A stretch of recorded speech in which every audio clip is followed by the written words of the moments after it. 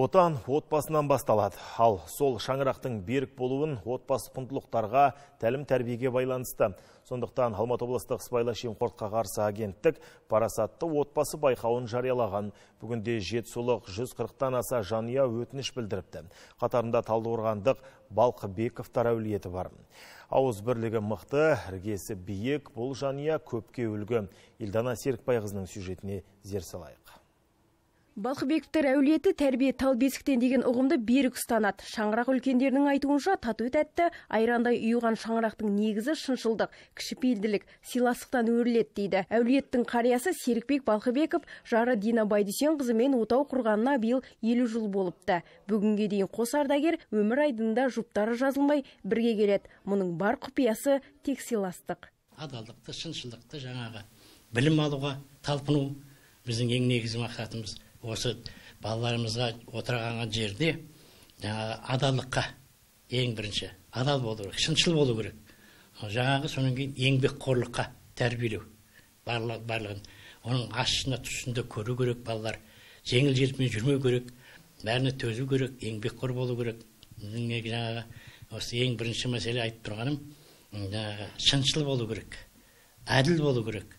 Кімге болса да, ата-анаға болсын, қасындағы жолдастарында болсын, адалдық бар жерде ол тазалықта болады. Сондықтан осындай тәрбиені о бастан бастап біз беріп отырмыз. Серікбек ата 70 жаста, ол өмірінің 40 жылын құрылыс саласына арнаған. Ардагер маман қазір үйде, бала тәрбиесіне мән береді, бата шығарып, немерелеріне жаттатқызады. Ал шаңырақтың ұйытқысы Дина апа 17 жыл поштада қызмет еткен. Сүтте ұйыған ынтымақ бірлігімен, тамаша тірлігімен талайға үлгі бола білген бұл отбасы көпке өнеге. Отбасылық деп жатыр ғой мінекей. Отбасыда немерелерім өзі менің айтқанынан шықпайды. Жақсылық, береке, бірлікте болады. Айтқан тілдерін алады. Енді береке, бірлік деген осы ғой. Балаларымыздың енді парасатты отбасы болсын деп жатырмыз ғой мінекей. Сондықтан балаларыма үйреткенді, немерлеріме үйрететін бұлардың өздері де үйретпесем де айтпасам да өзі бәрін біледі. Қос қария жастайынан еңбек ете жүріп, бала тәрбиесіне де баса мән берген. Ұрпақтары қайырлы, мейірімді болып өсті. Бүгінде 5 баладан тараған 11 немерелері бар. Парасатты отбасы қандай болу керек екенін мен өз отбасымнан көргендіктен осы жарысқа қатысуға бел будым. Ата-апама бірінші жеткіздім, ол кісілер тез арада келісім берді. Және де ол кісілердің келісімнен кейін біз барлығымыз бірге отбасылық видео түсірдік. Ол 4 минутта алды. Және оны тез арада арнайы өзінің бағдарламасына жібердік. Біз оған қуаныштымыз.